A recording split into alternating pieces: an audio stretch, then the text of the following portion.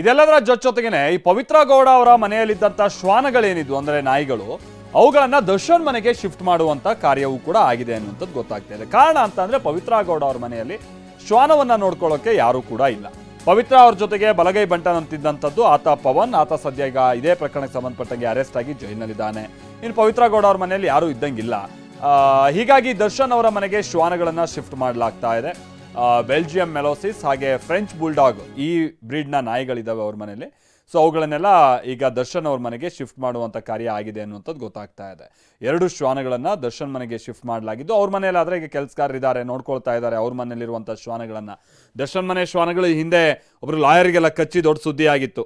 ಹಾಗಾಗಿ ಅವ್ರ ಮನೇಲಿ ನಾಯಿ ನೋಡ್ಕೊಳ್ಳೋಕ್ಕಂತಲೇ ಕೆಲವರು ಇದ್ದಾರೆ. ಅವರನ್ನು ಕೂಡ ದರ್ಶನ್ ಕೂಡ ಈ ಪ್ರಕರಣಕ್ಕೆ ಸ್ಟೇಟ್ಮೆಂಟ್ ಮಾಡುವಂಥ ನಿಟ್ಟಿನಲ್ಲಿ ಸ್ಟೇಷನ್ಗೆ ಹೋಗಬೇಕಾದಂಥದ್ದು ಅನಿವಾರ್ಯತೆ ಬಂದಿತ್ತು.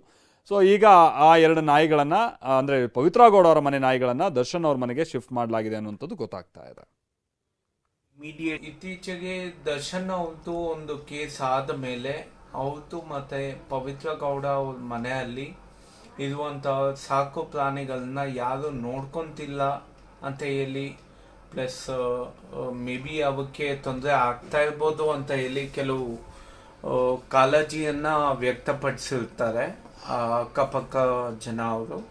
ಮತ್ತು ಕೆಲವು ಬ್ಯಾಂಗ್ಳೂರ್ ಅನಿಮಲ್ ಲವರ್ಸಿಂದ ವಿಡಿಯೋಸ್ ಕೂಡ ಮಾಡಿರ್ತಾರೆ.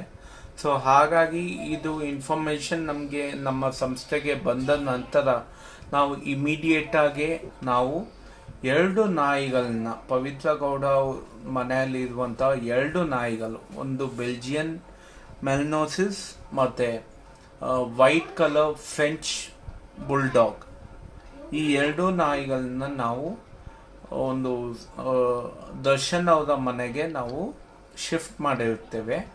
ಸೊ ಅವರೀಗ ನಾಯಿಗಳು ತುಂಬ ಚೆನ್ನಾಗಿ ಕೇರ್ ಕೊಟ್ಟು ಪ್ರಾಣಿಗಳನ್ನ ಅವರ ಮನೆಯಲ್ಲಿನೇ ಸಾಕೊಂಡು ಫೆಸಿಲಿಟೇಟ್ ಮಾಡ್ತಾ ಇದ್ದಾರೆ.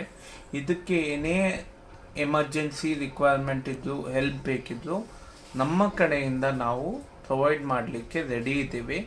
ಸೊ ಹಾಗಾಗಿ ಜನ ಯಾರು ಇದ್ರ ಬಗ್ಗೆ ಬೇಜಾರು ಮಾಡ್ಕೊಳೋದಾಗಲಿ, ಒಂದು ಕನ್ಸರ್ನ್ ರೈಸ್ ಮಾಡೋದಾಗಲಿ, ಟೆನ್ಷನ್ ತಗೊಳೋದಾಗಲಿ ಏನೂ ಅವಶ್ಯಕತೆ ಇಲ್ಲ. They are